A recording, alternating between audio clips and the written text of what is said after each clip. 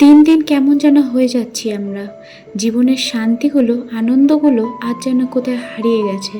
যেখানে আগে অল্পতেই অনেক খুশি হয়ে যেতাম বাবার এক প্যাকেট চিপস আনাতে বা একটা ক্যাডবেরি আনাতে, আজ সংসার ভর্তি ঘরে খাবার থাকলেও মন যেন পোষায় না। আগে আনন্দ পেতাম ঘরে ভাই বোন একসাথে এক থালায় খেতে, আজ রেস্তোরাঁয় একা একা খাওয়াটাই বেশি পছন্দ করি। আগে ঘরে সবাই মিলে একসাথে বসে আনন্দ করা, মাসি পিসির বাড়ি যাওয়া, এটাই ছিল আমাদের আনন্দের একটা মূল লক্ষ্য। কিন্তু এখন আমরা একে অপরের দিয়ে পালাচ্ছি।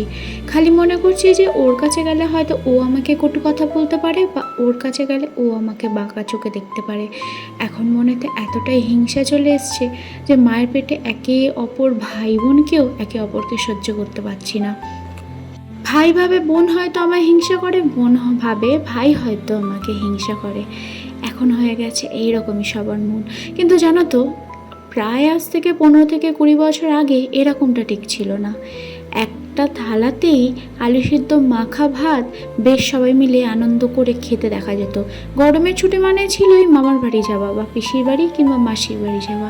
এখন গরমের ছুটি মানে মা বাবা নিয়ে ছুটলো কোথায় সমুদ্রের হাওয়া আছে, কোথায় পাহাড় আছে, কোথায় একা নির্জনে সময় কাটানো যায় পরিবারের দুজন।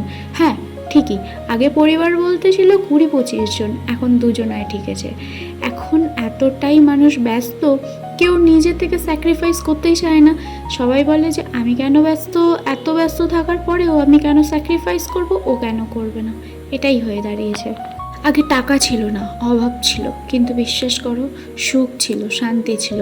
এখন টাকা বেড়েছে, ঘর বেড়েছে, গাড়িও হয়েছে অনেক কারোর, কিন্তু সুখ কোথাও না কোথাও হারিয়ে গেছে। এখন টাকার পিছনে মানুষ এতটাই ছুটতে ব্যস্ত যে কোথাও না কোথাও পারিবারিক সুখটা হারিয়ে গেছে। এখন মানুষ ভাবে একা থাকলেই হয়তো সুখে থাকা যায়, কিন্তু বিশ্বাস করো, ঠিক নিজের বাবা কাকার আমলটাকে দেখবে, তখন কত আনন্দ ছিল। জ্যাঠা কাকার দাদা এরা বকবে, এটাই ছিল তখনকার আনন্দ। এটাই ছিল একটা মানুষের মনে ভয়, ভুল করা থেকে তারা 10 বার ভাবতো যে আমার হয়তো জ্যাঠা বকবে, আমার হয়তো বাবা বকবে, আমার হয়তো ঠাকুর দাদা বকবে। এখন মানুষের মনে একটু বিন্দুমাত্র ভয় নেই। কেন জানো? তারা জানে শুধুমাত্র আমার মা বাবা আছে, আর আমার মা বাবা তো দুলালি আমি, আর কে বকবে আমাকে।